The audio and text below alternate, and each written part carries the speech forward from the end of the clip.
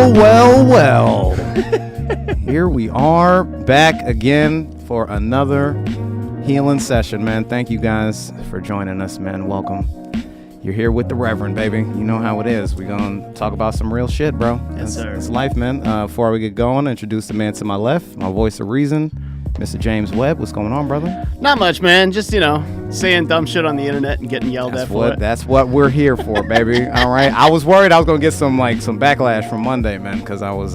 What kind of feedback did you get? I got good. It was good. This is good stuff, man. Everybody, thank you guys if you watch Monday, man. I know I spent a long time just talking about some of my frustrations with, comedy, what the scene is like, things that can really get to a comic who's coming up and things like that, man. And, the real reason I expected it to get weird is because, people, when you're hungry and you working and you really trying to, come up and stuff like that, and you just start saying, hey, man, I'm ready for another shot. I'm ready for something bigger. People always look at you like, oh, you just complaining about, and it's like, well, yeah, you know what I'm saying? Yeah, I'm complaining, bro. I'm blood, sweat, and tears, baby. You know what I'm saying? I'm just trying to. Sometimes it's okay to complain. It's just you got to be seen, man. That's all. Squeaky wheel gets the oil, man. And just so y'all know, it's not like I'm out here, been sitting on the couch 6 months then complaining about time, bro. You know what I mean? I'm out here in the dirt, literally in a park, sitting waiting, bro.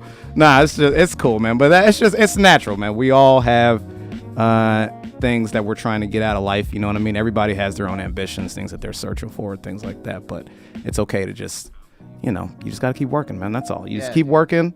If you feel like you deserve more, you know what I mean? If you've put in the time and effort, ask for more. You know what I'm saying? And then just go from there, man. That's how the world works, bro.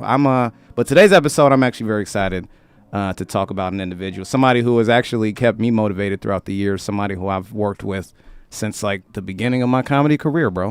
Honestly, this next person coming on is one of my oldest friends, not just in comedy, but in general. You know what I'm saying? We go way back. I'm going to go ahead and cue him in, man. You guys are listening to the legendary, the very, very funny, two-time, not once, but two-time wrestling champion, Mr. Jared Waters. What is up, brother? Before we start, Dwayne, let's give a round of applause for that intro. Whoa, that was a little Love Below, like the opening. You know what I mean? You like that, bro? Thanks, man. Some say Atlanta, some say New York, some say Petty Friends. Who knows where this flower grows? Yeah, bro. That's beautiful. Yeah, you did. That was hot. I was like, man, it sounded like that original Love Below, Outkast. Yeah, that's the whole vibe of the show, man. So I originally, when I started this, just to tell you right, so I was like, I think I used to do Hood Nerds podcast. I was doing that for a few years. Yeah. And then I hit James up just on it was during the pandemic, and I was just like, I kind of just want to just talk about some shit, bro. I'm glad I just got shit I just want to just talk about. I don't know what, I just want to talk. And so I came in here to just have a quick little chat, and it just turned into a podcast where I could open a platform for people who feel like they're not being heard, or feel like they got shit on their mind that they just need to get off their chest. That's how I feel came from. I love it. Yeah, man. And now we on episode 30, man. This is number 30. So we very happy. My brother's high school number. Yeah. Oh, really? Mm-hmm. What did he play? All the time. He was football and basketball. Every number 30. My cousin wore 30. I was the one that didn't wear 30 playing sports. Oh, man. What was your number? 23. Oh, of course, man. There you go for the GOAT, baby. Right. Yeah, 23. I was football 23 and wrestling. We didn't have no numbers. We just had singlet 1. Oh, that's singlet 1. We didn't have no numbers in wrestling. That's funny as fuck, man. How you been, bro, man? I was like, we don't get to talk as much as we used to, bro, but it's always nice hearing from you, man. We crossed paths, what was it, 2 weeks ago? Yeah, when I was in New York, yeah.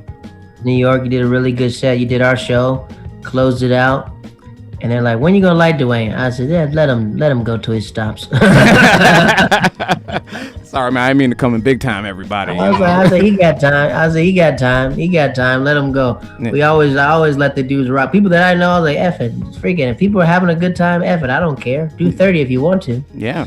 Yeah, that was. I think I was up there for like. I think I did like at least like 25 or some shit like that. But yeah, it was a good crowd, man. Your show. Tell them about your show, man. I always give my people a chance to plug whatever they got, man. You know what I mean? So my show is called Training Day Comedy. Training Day Comedy is me and a comedian who's very young on the scene. And when I met him when he was 16 years old. He's 20 now. Hell yeah. And yeah, he's 16 and he's in a green room and he, 16-year-old saying 16-year-old stuff, talking about Ronald Reagan and whatever the F he's talking about. Like, little nigga, what you know about Ronald Reagan? Very weird. It was like very weird. I was like, why is this kid just talking about Ronald Reagan the whole time? Like, he's talking about his administration. I was like, yeah, he definitely came out of high school reading something off the book. His name is Matthew Arvello. Yeah. And I know what it's like being a young comedian. So, people just roasting him in the green room. And I was like, nah, man, I'll listen to your stories. I'll listen to it. So we developed a friendship. The kid got arrested when he was 15. Damn, man. Because his dad called him a platypus. Can I swear on this thing? You can say whatever you want, bro.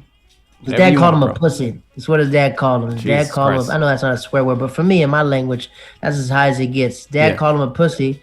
And he calls his dad on the phone and goes, if I'm a pussy, take out your phone right now. And he runs into a Mets a playoff game and runs on the field when he was 15 and he got tackled by security. Oh, hell yeah. So you see his dad like, that's my son right there. That's my freaking son. Yeah, son. Yes. That was his rite of passage. Right. He's like, that's my boy. Oh, freak. Let me go pick him up. Let me go pick him up. That's hilarious. This kid is like telling me these stories in the green room. I was like, dude, you're funny, man. But it's just like sometimes he's a brown comic, so it's training day. So like he's training in the scene. He's finally getting to the New York City scene, and I'm seeing all the things that I went through when he was there. So it was like training day. So we do it every Wednesday night at 7. We sometimes start at 7:15 in Astoria Park. You saw it. It's where the overview passes the Harlem Bridge. Yeah, beautiful landscape. Queens Bridge. Good landscape, good pictures. So we do that. And we just put a vibe where we just have people, just comedians, all comedians from different scenes. So we got the urban comics versus the working comics versus everything else. We bring it all together, and we try to just have a good diverse comedy show. We want a lot of people, everything. We want everyone to be heard at that show. Yeah, I like that, man. That's what I was saying. When I went, it was exactly what he said. We talked on the phone. You said something very cool about how like you try to create time for people who are in the swamp. You know what I'm saying? You try to create time for people who are out here, like, just really just trying to put their, foot to the ground and get on stage, man. You know what I mean? And swamp creatures are the animals that have the ability to live on land and live underneath water, right? So for me, I say the swamp are everyone that does the comedy clubs and everything else. The ones beneath the water are the ones doing the alternative rooms, the pop-up shows, everything else. But every comic in New York City has come up through the swamp if you're starting from the beginning. Some of them don't have to because they came from LA and they got a TV credit, or they came from whatever town they came. They had to skip over the swamp. But the comics who know the way of the swamp, it's hard. Yeah. It's freaking hard. I'm not going to lie to you, You got 2,000 comics in New York City, and you got another 4,000 people who think they're stand-up comedians. Yeah. And that scene is way smaller than people give it credit for, man. Like, New York is big, but like the comedy scene is not. You know what I mean? Because it's just like you say. It's actually, there's so many, you've been there, there's so many scenes that you probably don't even know you fall into. Yeah.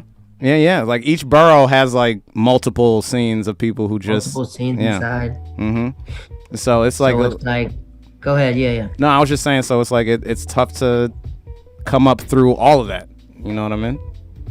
Being funny is one thing. The other thing is like how you are as a person. And sometimes, like there's comedians that I know that are just great comics that kill all over, but they're quiet and they have to be social, and that's not, they have a phobia of being social. It's hard for people to know. Yeah. Like how to do it. So when people ask me for advice, I said, look, man, one time I was talking to a guy who was at an open mic and he bombed so bad, and I said, hey man, you want some candy or something? Like, I don't know how to help you, bro. I don't know what, next thing you know, this dude did the Tonight Show the next night. I said, shoot, maybe it was the Skittles. I don't know what it was. Yeah, did I give him something? Right. Yeah. So it's just like being nice, because you don't know who anybody is. You don't know who who. This comedian name is Kareem Green, does all the HBO stuff, been doing it 20 years. Yeah. And he said to me, he goes, even though if I don't think a person's funny, I'm not going to disrespect the person because they might be funny later in life. Yeah. So you might not be a funny comic, you might be a funny director, you might be a funny producer, you might be a funny casting director, so you don't know who these people are. Yeah. No, you can treat them with respect. Yeah, I'm nice like that. I gotta tell you, when comics don't put the work in, that really grinds my graham crackers when people don't put the work in, and then they'll hit me up like, "Hey, give me a list of shows." I'm like, "Go find it yourself." James, what was we just talking about? That's the whole conversation all week. 30 minutes. I've been talking to this nigga about this for 2 weeks, bro. The same shit, dude. Like, yeah, and then you give them the list, and they don't even show up. You're like, why? What am I doing? I gave you the list. You know what I'm saying? And you still not showing up. Like, oh my God. Everyone gets help. When I got to New York, a few comics, I asked where to get the open mics, and they gave me a long list. I followed the list, I had to update the list, everything else. And I can always give a person a list. But me and this comic recently were talking, and he said to me, he goes, "Where are all the shows?" I sent him a whole list of shows, and I told him all the producers. And he asked me, like, "Who are these people?" I was like, "If you don't know who these people are, you're not in the scene." Obviously. And he's all like, I'm new here. I was like, I've been in New York 4 years. You've been in New York 3 years. What is new about New York City? We're all in this pandemic together. Yes. There's not that many shows, so everyone should know what's going on. Yeah. Yeah, but I'm not. What did he say? I'm not American. I said, then you're gonna get on faster than me. Yeah. Hell yeah. Black. Hell yeah. I was like, at a black. I said, and look at every show. There's probably one black person on the show, and he's probably the host. And he goes, he books me on the show. He goes, look, I said, look at your show. You got one black person on the show. Yeah. And he's like, no, I had two one time. I said, that's nice. That's nice. I'm glad you got two. Glad you got two up there. Man, I did the show. That's our maximum for our show. It is. Like, nah. It's like, nah. You go to another club. You want all these. We gotta have diversity. There's too many funny black, brown, whatever you are. We gotta mix it up. You know? Yeah, dude. This happened to me at a pandemic show. I was in a park a couple weeks ago. They had one black dude booked. Right. I came to watch. And then the dude was running behind. So they panicked and were like, do you want to do time? So I was like, yo, you going to give me time? I'm going to do it. You know what I'm saying? So I said, yeah, I'll do the time, not knowing that it was because the other black dude didn't show up. And then the other black dude came. And then they now they're freaking out like, oh my gosh, like, should I? Oh my God. Okay, so, all right, so we'll cut your time down now and then we'll give it to you, blah, blah, blah. And I go, like, I was like, listen, y'all gave me this time, okay? Like, if you want me to get off the show so he can have his spot back, I'll do it. You know what I'm saying? But y'all are making it more tense than it has to be. You know what I'm saying? Because the dude just showed up and was like, yeah, just go up. But they got so tense with it. They had me and him talking like we had to be upset because and it's like, what the fuck? Why? I understand. I understand that in this game, it's about barter. You know what I mean? I was telling my young dude, Matthew, I was like, what are you contributing to the scene? Yeah. You can't ask and take from the scene. Yeah, it's good to get spots, but everybody's looking for spots. So create our own. So at our show, I tell people, like, comics say stupid stuff like, hey, like last night, this comic goes, can you put me up second? Now I go, now he's from my hometown. He's not from my hometown, he's from my state. I said, where you got to go? You got another spot? Because I know where the spots are. I don't see you on no shows. Where you got to go? Yeah. Oh, I got this girl lined up. I said, oh, so you want to choose platypus over jokes? That's what you're doing? Yeah. Let me know. That's what you're doing. You want some platypus over a set on this show, right? Mind you, he didn't come early. Now he came to early. I say, now if you were talking to a guy like me, you would have just told me I had another spot. I would have believed you. Yeah. But since you said that, now you're going at the end. Yeah. And now I'm gonna make you wait. How much does it mean to you? Now you follow the real wolves and stuff like that. Yeah. I was like, what? People press me like, oh, can I? I was like, first of all, my thing is like this, right? No problem. I'll book anybody on the show. My thing is like, don't ask me to do the show. You haven't even seen the show. You don't know what it is. Yeah, exactly. You just looking at pictures. Come to the show. Meet the comics. It's a community. Mm-hmm. When I go to a show, first I'll go first. I'll support the show. Bang, bang, bang. I'll support it again so you get to know my face. Then it's like, Jared's here. If someone drops out, I'll be here. I'm not going to go to no random show I never met. It's like, here's a tape. Some guy says, for your consideration. I said, are you a pastor or something? What am I considering? Yeah, it's like you want me to pray for you? Preaching or something? I think it's like the arrogance of people to be all like that instead of just like, this is the craziest one that I heard. Yo, Jared, I'm sorry for the loss of your grandfather, man. That's so crazy, man. If you need anything, I'm here. I said, thanks. Hey, what time does your show start again? Oh, no. Like, the thing is, like, sometimes I guess people don't understand. Like, I haven't been a stand-up comic all my life. I've traveled the world. I interact with people, and I know people in different body language and everything else. Like, look, the worst thing you can ever do is to think you are above me. Yeah. I think a lot of comics don't understand. We're all on the same playing field. Mm-hmm. This pandemic has made people realize that comics that you look up to are insecure. Yeah. They have anxiety issues. They're scared to be in certain places, and there's a comfortability of where you are, right? Yeah. So I can't look at you as if you're above me if I know deep inside you're a platypus. Like I know that you're the freak. Yeah. Like I know, man. Like I've been talking. I look at your heart. You know what I mean? What does the Bible say? Jesus said, I know them by the fruits that they bear. If you're bearing this type of fruit, this is the type of person you are. Yeah. Right? So just like some guys like, yo, I would love to do your show. I said, I would love for you to come to it. Dude, that's a beautiful, like that parable. What's the parable where the guys, they have the seeds, right? And you got the other two, the girls that go out and plant the seeds and do something, and the one that holds on to it. That's what some of these comics have been. Pandemics happening. They hold on to their seed of comedy for however long, and then everything's opening back up. So the check-in, just like at the end of that parable. All right, I'm gonna check in to see what you're doing. And they're like, oh, this is what I got, but it's been a pandemic. So and it's like, well, these people figured out how to make it work. You know what I'm saying? So why is it different? Let me tell you something. This is a very extreme analogy. If somebody had an AK-47, right? Mm-hmm.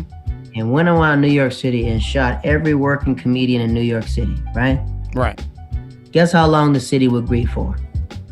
Probably the 7 minutes, because 7 minutes. And then, you know, the reason why the city won't be less funny? Because the second wave of comics are just as strong as the first wave. Yeah. So the question is, why isn't the second wave not on, right? Yeah. So what the second wave has to do and the third wave have to do, create your own spots and build your own platform. You can't wait. You know what I mean? You can't just wait at the gym. All right, this bench press is not open. This dude's still on the bench press. Freak, he's still on the bench press. Why not start pumping these dumbbells? Same thing. Yeah, exactly. Pumping the dumbbells. So I tell these comics, like, build your own everything else. This dude named Gastor, he did This Is Not Happening. Mm-hmm. He said before that he got on by just doing clubs, doing shows, everything else. Then the club started hitting him up. Yeah, that's exactly what you got to do. All the time, it's just like, man, when your steps are ordered, you'll be fine. Yeah. You know, I think in New York City, it's like running man. Everyone's a horse, but they don't have blinders on in a race. Yeah. Exactly. They're the best horses. So you're trying to run your race, but you're distracted because you're seeing all these horses running fast. You're seeing horses get these things, and you start questioning yourself, like, am I really a horse? Am I in this race? Freak. Am I sure I'm not a horse? I think I might be a zebra. I'm different. Am I still a horse? Am I still in this race? Yeah. It'll get to your head sometimes. Yeah. It'll get there. It'll get to you when you wonder, like, how the freak did this comic, instead of realizing, like, there's enough food for everybody. Yeah. You gotta, like, worry about your own. Yeah. And people talking about the establishment. I was like, you look at the Bible. Jesus wasn't in the church. He was out with the people. Yeah. Right outside the church. He do all this right outside the church. There's nothing new underneath the sun. Exactly. Did Charles Burnett, the guy who used to do all those outdoor shows, hundreds of shows, he got on SNL, but he couldn't read. And so he got fired or whatever. Everybody's out show. Freaking, so many comics used to be outside. Venice Beach, everything else. Comedy used to be outside. Yeah. Didn't Dave Chappelle start outside? Everything. Too? Dave Chappelle used to do. DC, that whole area was like outside. Yeah. Dude, talking in general. Public speaking has been outside, dude. The Roman Coliseum. All these ancient places, they were built for acoustics to work for you to be outside. You know what I'm saying? You're in the park. Same thing. Yeah. You can't do a bit and a dog doesn't bark at you. Is the bit working? Those are the best hecklers right there. Really? Is the dog feeling it? I've probably been barked at by 6 different dogs. I did a set where I do like to the Planet of the Apes. I had 7 dogs barking me at the same time. Yeah. You got to the point where I understood what they were saying. One of them was like a former police dog. He was telling me, apologizing for what he did in the 60s. But everything else. That's an old ass dog, bro. It was, man. It was an old German Shepherd. It looked like his fur was all ripped up. He looked like he was in a project. That project wherever them. Remember when they used to leave Shawshank? Remember that shitty apartment they all had to move into? Like that's what he doing. Oh man, dude. Yeah, dude. You were here. I was here when you were here. Mm-hmm. Like when I was here, when you stayed, then you left. It's humbling being here. Yeah. Because it's like if you knock down a couple trees in Florida, does it matter in New York? Yeah. No, but it matters to you. Yeah. You know, just because whatever you accomplish in your town does mean something to you because that experience that you have works. Yeah. The experience that you works. Like I never would have thought being in Florida, doing outdoor shows, doing rooftop shows, being on the beach, trying to get people to listen is nothing, because now in New York, I used to do this all the time. When I wasn't even that funny, I was doing that. Yeah. Dude, now nothing's like, no, go for it. Yeah, finish. I don't care. The rain, snow, F it. I remember being in the house in April. We couldn't go anywhere. Yeah. So why would you still be sitting here in October? You know what I'm saying? That's what, like, so a lot of people don't know. I'll give them a little history, especially with me and Jared. Like I said, we started comedy back in college in Greenville, North Carolina, when we were both in college. And the comedy scene was us. It was like 5 of us.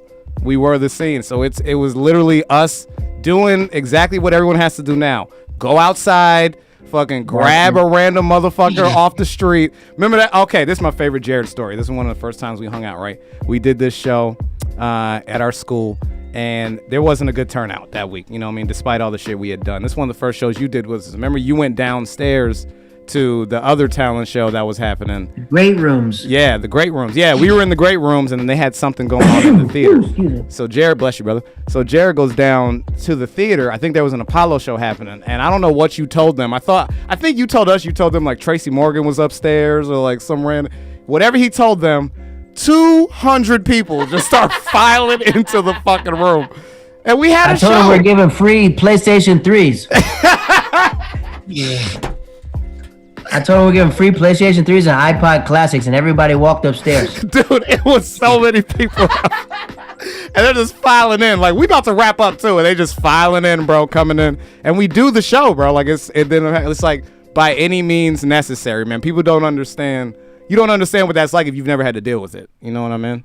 So when it starts like... And we were doing that when we weren't that funny as well. We were just doing that with just the most college, most ratchetest, disgusting humor ever. Nothing. No structure, no anything else. Remember me and Big Puddin'? Used to remember our boy Big Puddin'? But I remember he used to take his shirt off. He had nipples like a pit bull. These big-ass nipples. And then he rub his chest and shit. Yeah, I was like, golly, how you floss your nipples? Bro, his nipples. Yo, we used to do but that's the point is any and everything we had to do to get time, man. That's what we fucking did, bro. You know what I mean? And that's the mentality. That's why I feel like, you know, I always battle with this. Like, I wonder if people are gonna be frustrated with me when I speak on, like, you know, putting the work in, being out here, giving people who work hard a chance to do more, because you have those insecure people you were just talking about who are going to be quick to be like, well, you know, it's just, I don't think that's what you need to be talking about. I don't think that's what you need. It's like, no, bro, I'm working, dude. I'm working. You know what I'm saying? So what should I say? Yeah, who are you to tell me what to do? Yeah. And people will do this. They'll do backhanded remarks. Some comments were talking like, oh, Jared, I see your name on a lot of flyers. I've gotten good ones in bounds, like, oh, that's crazy, right? And I said, that's the thing is, I'm not even full yet. Yeah. Yeah. I said, I'm not even, that's nothing to me. That's something to you, but that's nothing to me. I know there's more out there. Yeah. You can't give me a piece of the hog, not love me. There's a hog running out there somewhere. I had a dope comic from, me and him are friendly. He plays a seller and stuff. And he goes, dude, it's dope seeing that you're finally on shows. You've always been funny. Everything else is dope that you're finally rising up. And I was like, I appreciate that. And some comments I talked to, I'm just like, I understand. I respect the order. I respect the time people put into the city. Yeah. You know what I mean? Doesn't matter. You know, it makes me think like, man, if I would have moved here 10 years ago, if I would have moved here 5 years ago, stuff like that. But the thing is, then I wouldn't have had these life experiences. Yeah. You're definitely meant to be where you are in the time that you're in. You know what I'm saying? Like, I can't tell you how divine intervention. Me literally driving my car. My brother saying, "Hey, you moving to New York?" I said, literally driving my car. My brother goes, "You moving to New York?" Yes. Don't worry about a roommate. I found one. Yeah. My roommate, my fiance at the time, her best friend's going, "Y'all gonna live together." Boom. Yeah. She leaves. I got the apartment by myself. Boom. People talking about living in New York City, living in the same place this whole time. Boom. Got enough space. Shoot, I can kick my drawers off if I want to. You know what I mean? Yeah. That's how good it is out here. Yeah. Second thing, driving up my car. I came at 3:00 in the morning because I listened to a podcast that said Tracy Morgan said when he moved to Harlem, he moved in late in the morning, so nobody knew what he had, so they wouldn't rob him. I didn't know what type of neighborhood it was. Turns out safest neighborhood in Harlem, but I still came at 3:00 in the morning. Yeah, just to be safe. Literally when I called, looking for a job. Within a week, go to these, went to like one interview, they like wanted me, but I was like, this is Brooklyn, that's far. Freak, I don't want to go out there. Yeah, it is. You From know? Harlem, yeah. And I was like, I'm telling the lady, I was like, let me call you back. I was like, people are offering me jobs and I just don't feel like going. Literally a job called me 7 minutes away from my house on a train. Can you start tomorrow?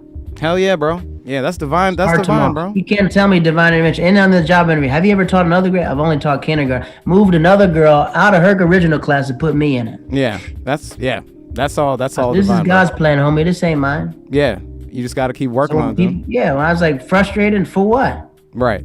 Like low key, I remember I listened to your podcast and I heard you tell that story on it.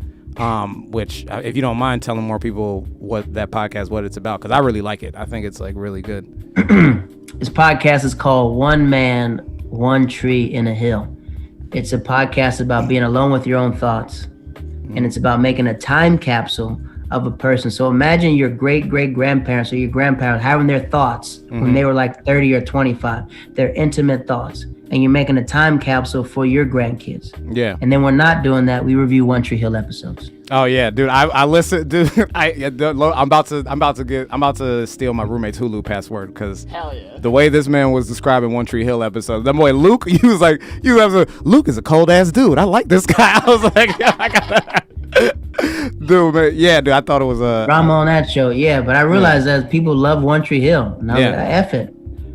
But it's like, man, I was like, we're not doing it for us anymore. We're doing it for our the future. You know, imagine all this technology. Mm-hmm. Pass it down. All these podcasts that we do, there are gonna be times your grandkids are saying like, man, my grandpa was going through this. Mm-hmm. Yeah. He was doing this. Yeah. He was doing that. I didn't know who my grandfather was as a young man until he had Alzheimer's. Right. And then he was telling you his stories and shit? Yeah, it was just like, I was like, what did you say to me? He goes, yeah, that's my girlfriend lives there. I said, what? Yeah, I got kids in there. I was like, kids? That's my dad. So you got older brothers? Yeah, you didn't know that? I was like, yeah, I just went by their house. Yeah, nah, the secret. Yeah, families keep secrets, bro. Like I'm learning more shit. It wasn't a secret, but he was just old, you know. He's like, when people tell me like stories about him, I was like, I met him when he was old, but when he got as a young man, he'd tell me all this stuff. Yeah. Also, with all due respect, man, before I continue, man, I do want to say because I didn't know about your grandfather, and my condolences to you, brother. Because I know. Oh, it's all good. When you live, I got a few. That's my oldest grandfather. This one that just passed away. It's when you lived your life to the fullest, man.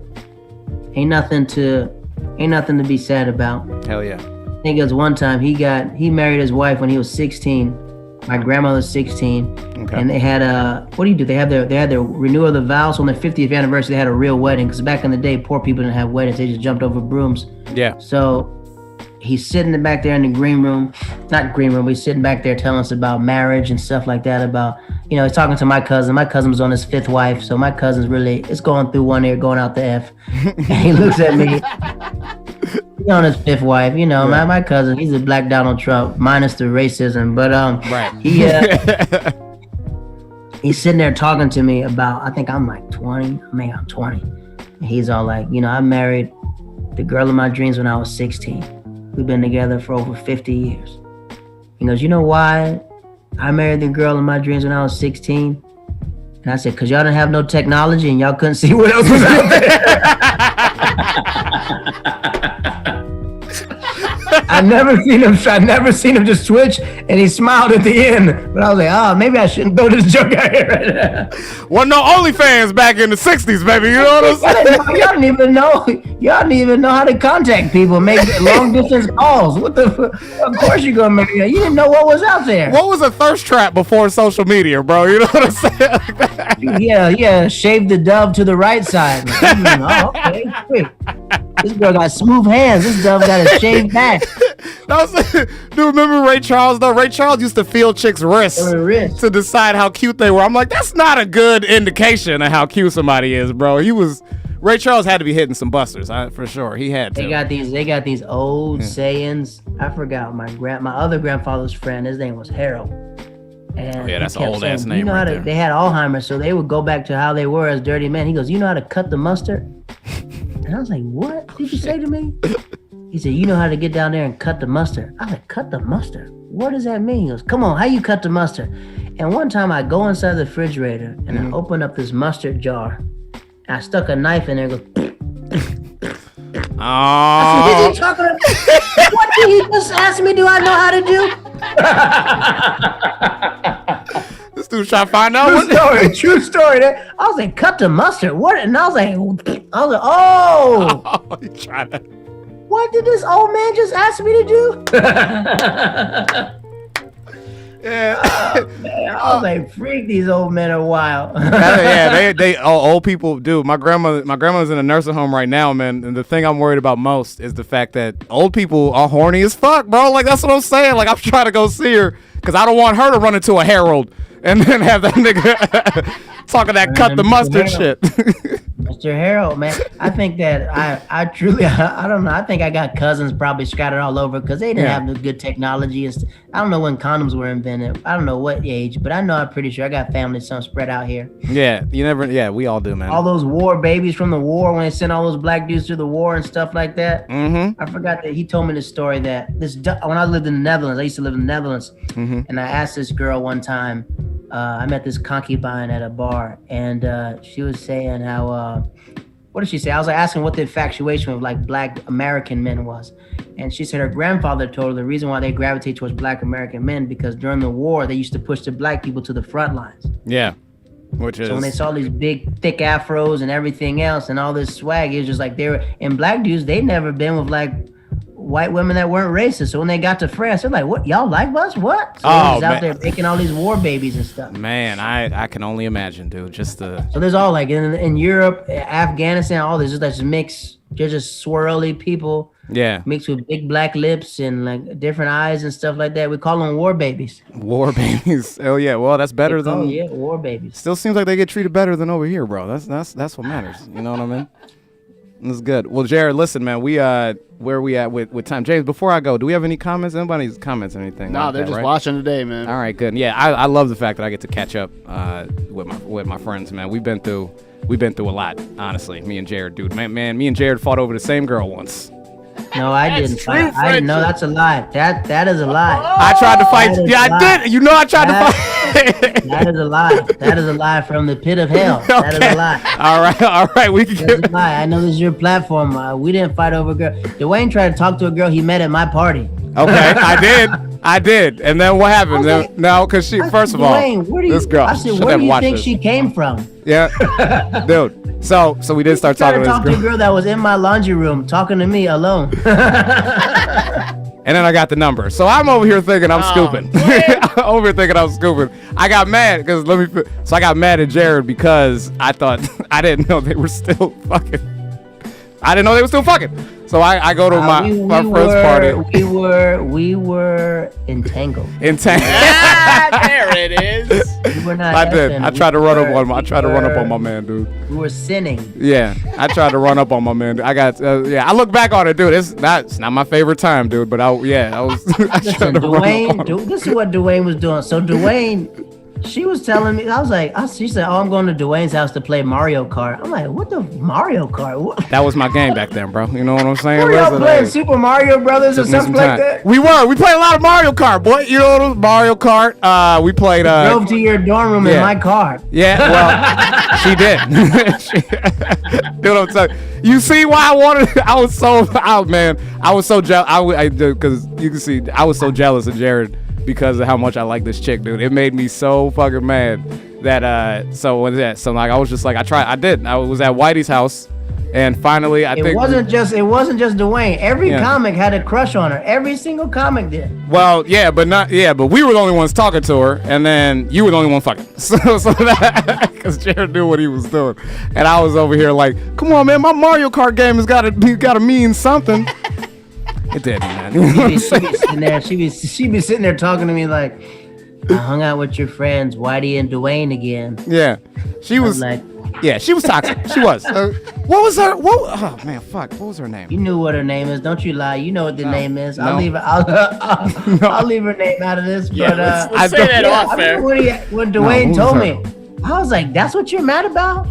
No, it was years, dude. It was years, bro. Fucking we ran up because we argued about it, and then we wouldn't talk, And then finally we reconnected, and I talked to him, and I was like, yeah, I held on to that shit upset for about years, something bro. else. I didn't know it was about her the whole time. I thought you were mad about something else. Well, the other thing I did that because of that. You know that. The other thing, yes. this is why I say the other thing why I thanked you for, because it made me stronger as a comedian. Yeah, it did. The other thing made me stronger as a comedian because I moved on and realized, I was like, look, man, when you told me that, I was like, man, all this over her? Freak, I didn't even know that. I was like, man, you're tripping over one of my, I'm not gonna say one of my, I was like, you're tripping over a girl that you met at my party serving drinks. I thought she was, hey, you found, bro, I used to fall in love quick. Imagine everybody leaving the party and one chick stays. Yeah. And then I'm still sitting there like, hey, you, what are you doing? What are you doing later, bro? Like, what are you doing, man? I said, she lives here, sir.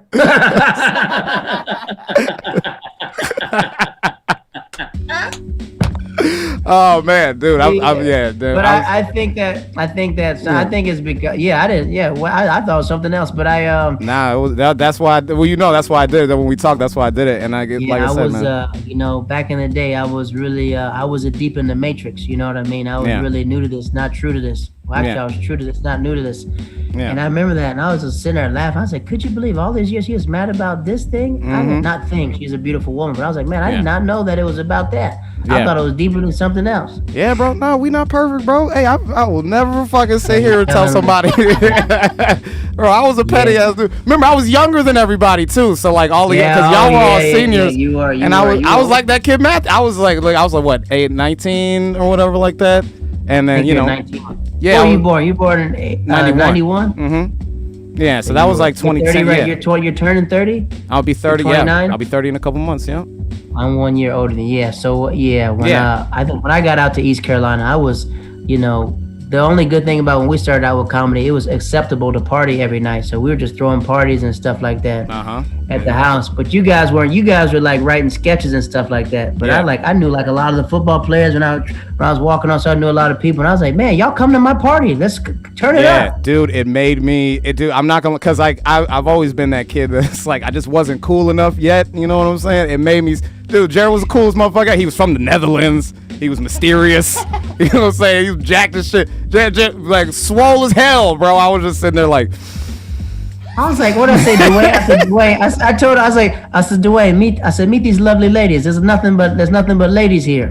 Yeah, I was just like, he tried to fall. I was like, man, out of all the chicks, you fall in love with the one I got. But nobody did. Hey, I was fucking. Now thinking about it, I was wondering. I was over here talking about Mario Kart or whatever. I'm trying to introduce him to different chicks. He's not even. I was introducing. Man. Hey, man, I blended the comedians with like the main campus. Yeah. Yeah, it was actually that first night. It was actually Harry Potter we talked about. Yeah, I was like, what the Harry Potter? I thought I was like Harry Potter. Niggas though, but it's just like your boy talking about Ronald Reagan. Like he should be talking about that meth. That's the shit I was on back in the day, man. Look, I remember you. I remember you were like, you were knocking on the door. Like, what are you doing in there? I said, what do you think I'm doing in this laundry room? Yeah. I was like, well, can I come in? Can I come talk to this? Then they're like, Dwayne left. He's like, he's upset. I was like, what's he upset about? He was, yeah, man. I was.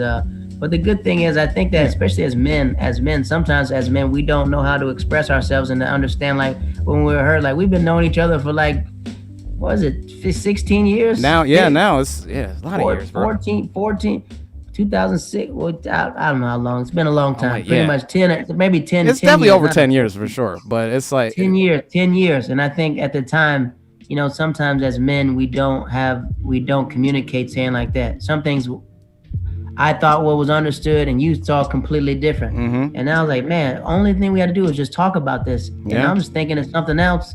You're thinking it's that. I said, man, I didn't know I took the girl of his dreams. Man. Yeah. Well, no, trust me, it was not, honestly. I mean, at the time, you know what I mean? Dude, and you know how that shit ended, bro? She was her telling me that, like, you really just need to, like, go, like, get your shit together. She was like, I don't think anyone's gonna like you if you don't show any kind of confidence or anything like that. And I was like, and I told her, I said, don't tell Dwayne that. That's mean. Don't tell him that. Yeah, she really did. She was like, no one's ever gonna want to be with you.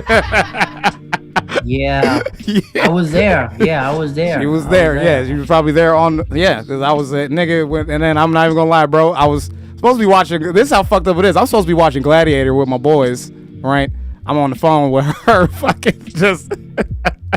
Why? How come you don't want me, man? Like Will Smith and fucking Uncle Phil. Like, how come you don't want me, man? And she was just like, yeah, no, we're not. I was like, yeah. That's trial and error, baby. I was like, really? I said, really, Dwayne? She's like, yes, Dwayne is madly in love with me. Yeah. I said, y'all didn't even talk. What were y'all talking about? Man, I was said, no, he found his black queen. Yeah, and it was, yeah, and then. One telling, no jokes even. Just out here trying to. That's how I know. That's why I tell people all the time. A woman. Yeah. Not a woman, but two men and one woman. It could cause wars, man. Yeah, it did. It cause wars. Think about it. Like I said, like we couldn't have. Like we never still been friends throughout this time, bro. You know what I mean? We just let that shit fall. What I tell you in Brooklyn, I said, man, if I would have known that, I wouldn't. I said, I don't care, man. I said, yeah, you would have let it go there. That's what I'm saying. That's like, what if you? I was not to treat women like that, but I was just saying, like, if you really, you know what I mean? I was like, I was a different man than what I was now. I was like, you would have told me, I would have introduced. I was trying to introduce you to a roommate or something like that. Oh, and that's the thing. I used to. So, no. Now I remember. I remember there's other girls at a party. I was like, hey, see who's the roommate? And you're like, what? You getting her too? I said, man, I'm a parking meter. I'm collecting dimes like parking meters, baby. I'm telling you, bro. Oh man, I need a time machine, bro. I need to take some people I talk to now back to college with us, bro. We used to it was just us, dude. And that's the thing. We were so close working together, so it made it very easy for us to get it became a family. You know what I mean? So it made it very easy for us. It was a big family. Yeah, dude. Wednesday nights. I was telling them. Remember, we used to take stage time from. If you bomb twice. That was the rule, dude. Because the show's only like once a month. Right. So if you bomb 2 months in a row, you like, nigga, we gonna lose our fucking campus. You can't come back. Yeah, literally. So we actually sat one kid on the bench. The disrespect we have for comedy to think you're doing it once a month that you're a stand-up comedian. Oh yeah. The disrespect. Yeah. While I get on people for not getting up every night. And I'm like, dang, I was doing it once a month. Talking about I'm a stand-up comic. Yeah, but that's all. But remember, that's all we had. You know what I'm saying? Because nobody wanted to give us. And we didn't understand the concept of going to get stuff back then. You know what I mean? And that's what a lot of young comics don't do. We all could have just drove to Raleigh on the weekends and got a part of that team. Yeah, because we were doing that, and then Raleigh started turning on us because we were just funnier than everybody. Chapel Hill turned on us. Yeah. That's the thing. We didn't even get into that's what I'm saying. We didn't even get into the club scene in Raleigh. We had a whole nother scene. We were just with colleges. Yeah. College humor is completely different than adult humor. Mm-hmm. And they were they were not fans of us for some reason. Jared used to do this bit. Remember, he wrote in a long email. So Jared used to do this bit where he kicks the stool. Do you still do the bit where you kick the mic stand or some shit like that? It used to be way back in the day. Long time ago. Some Chris Brown joke or something. Yeah, it was something stupid. We all had shit like that. Chris Brown shit. It was 2010. That's all that shit was going on. And these motherfuckers wrote this long ass post tagging only us, being like, these comics are so disrespectful, coming in here tearing up all our shit. Problem was, none of them said that to us. Mic stand. Yeah, all that stuff, knocking over, breaking our equipment. Nobody said anything to us when we were there. When we finished that show, when we left, everybody was like, oh, good job, guys. We'll see you. All right, take it easy. We'll see you. And then there was some those are some tough gigs, man. Tough gigs to be driving. Yeah, I think my they made a documentary about us? When? Where? In Chapel Hill. There was a documentary on Vimeo about us that was circulating for 2 years. What was it called? It was these kids. It was comics from Chapel Hill talking about what is and isn't funny, and so the whole thing was based around their comedy scene and their college. Chapel Hill, their comedy, and then there were these 5 or 6 comedians that were sitting in a circle. It always cut to them, and they would bring up stories about their scene and stuff. And on 2 different occasions, they brought up us coming to visit Chapel Hill and disrespecting them and talking our shit when all them niggas is doing Daniel Tosh bits, literally straight up coming right off of Tosh.0 doing those bits, and they were talking about us. Still doing stand-up? I couldn't tell you, bro. That's the thing. I couldn't even tell you, man. I was probably not. Most likely not. Like I've told a lot of people, I apologize for my toxic ways. When I'm 91% free of being a toxic male. 91%. Yeah. The other 9% is just deep. It's embedded in me, and I can't get rid of it. But the other percentage, I've got rid of. Hey, you did. And I tried to I try to move forward. I think that when you grow up in not even toxic, it's just like I think jock behavior. When you grow up especially in an urban community, we roast everybody, we do everything else. So it's really frowned upon for people of color to express their emotions, to express how they feel, to just hold a lot of things in. So now I think I'm a whole lot better when I have a thing, I express it. I give love while people are due. I try to celebrate the people that are around us, and I celebrate you, sir. We had a falling out, we got back into it, you know what I mean? And I pray to whoever's in that Chicago comedy scene that you don't like the same girl as Dwayne, or he will try to hurt you. This is very true. I will. I'm very ruthless. Some things don't change, man. Listen, man. James, let me tell you something, James, man. Yeah, James, shout out to you, big game James. I don't know if you're white or black, man, but I can tell by web you're probably white. But that is correct.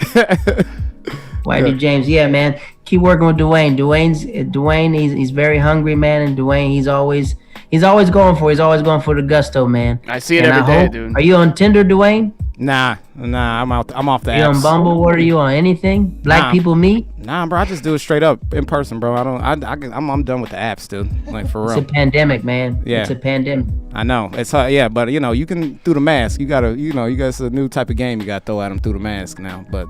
Could be some beards in the mask, but ain't nothing wrong with a girl with a beard. It's 2020. It's warm. It's warm. It's warm. Trust me, in Chicago, it's warm. You rub that face over that grizzly, boy. Hey, you know what I'm saying? I'm trying to. That's why I keep this little beard right here, so it's like Velcro, just in case we see it stuck together. You know that's what you call it? Yeah. Okay. My little whiskers right there, bro. You know what I'm saying? Little whiskers, baby. Hey, Jared, man. Little beard. I know what that was. It's a little thing. Well, not because I gotta glue it on both sides, so I got it looks like Moses is splitting your beard at the bottom. He can right here. He can sit up on the mountain, holding his arms up, keeping them separate. Bro, Jared, before we leave, man, we got to get out of here. I want to give my guests a chance to just say whatever they want, plug whatever they want, give people a little bit of wisdom before they leave, man. Just anything you can tell the people. I'm going to say this, right? I'll give you a little wisdom before I go. What camera are we looking at? This one? Yeah, same one, baby. You've been straight on for our show this whole time, so yeah. I know I wanted to pan off and pan that way. Cue me back again. All right. Yeah, Jared, give people a little wisdom. Hey, yeah, I'm back. Oh, okay, yeah.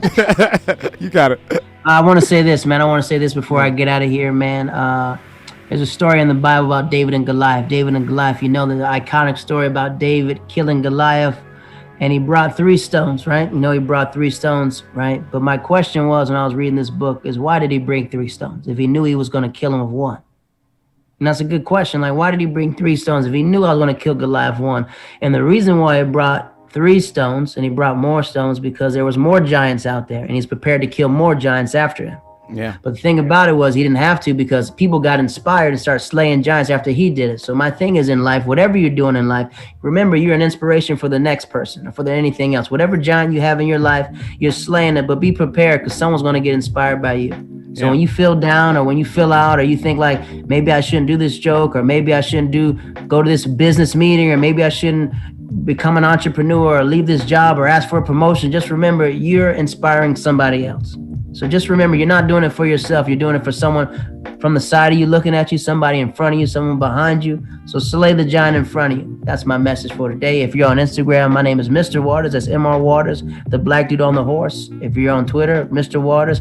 If you listen to my podcast, One Man, One Tree in a Hill, best podcast east of the Mississippi River, folks. Hell yeah, man. And please check that podcast out, y'all, for real. It's on Spotify. That's where I've listened to all the episodes. You're online there. You can just subscribe to it, man. Please support Jared, dude, because like I said, man, it's one of my oldest friends. We've been through thick and thin, bro. You know what I mean? I always value anything this man has to say. As far as life goes, as far as comedy goes, you know what I mean? Like, you know who your war buddies are, man. And Jared is definitely at the very top of that short list of people that I look to for guidance and stuff. So I really thank you so much for talking to us, bro. This is the first time we did it in Zoom style. So you were. Thanks for having me, man. All love, sir. Man. Peace and blessings to everybody in that studio. You guys have a wonderful night. Yes, sir. Brother. You be safe out there, bro. And everybody watching. Free O.J. Simpson, y'all. Hey, he's already free. Anyway, so anyway, thank you guys for watching, bro. Like I said, man, we're doing new things with this show, man. You know what I'm saying? getting some people up here. You guys are learning more about me, where I came from. That's a beautiful thing. I love the dude. I love that dude. Like people, Demi Jo was just here commenting, and she said it's the greatest origin story ever. You know what I'm saying? I think that shit's great, dude. That shit doesn't. It is embarrassing because you're like, oh man, I forgot I was like that. But also like, but look where you are now. You know?